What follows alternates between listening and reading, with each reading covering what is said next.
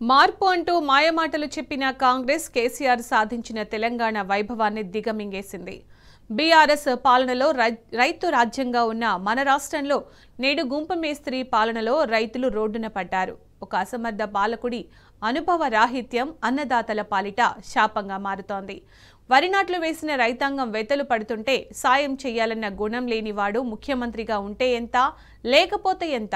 నాగలి పట్టి దున్నాల్సిన రైతన్నలు పొలాలను వదిలేసి రోడ్డెక్కుతున్నారంటే ఆ పాపం ఈ గుంపు మేస్త్రీది కాదా?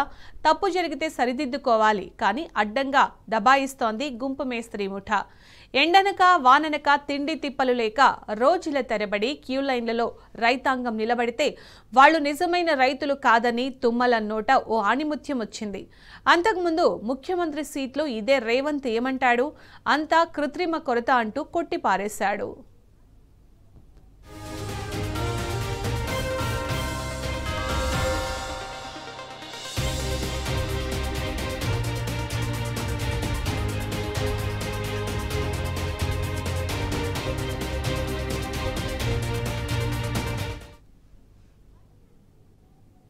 చాలా మంది క్యూలో నిలబడ్డట్టుగా ఫోటోలు వీడియోలు పెడుతున్నారు.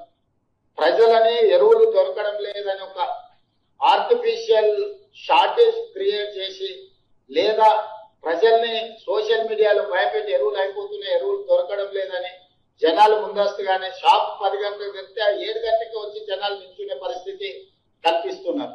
లేకపోతే చెప్పులు పెడుతున్నారు, అవి తీసుకొచ్చి సోషల్ మీడియాలో పెడుతున్నారు. నాకు తెలిసి బజార్ ఎక్కే వాళ్ళందరూ పొలంలో ఉండేవాళ్ళు కాదు. నిజంగా యూరియా కోసం వచ్చిన వాళ్ళు పాపం కొనుక్కొని వెళ్తున్నారు. వాళ్ళతోటి గొడవ లేదు మాకు.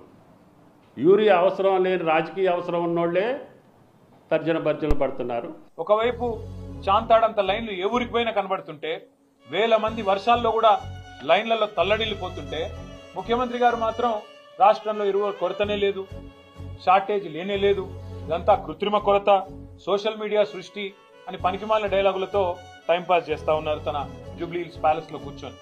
క్షేత్రంలోకి వస్తే తెలుస్తుంది.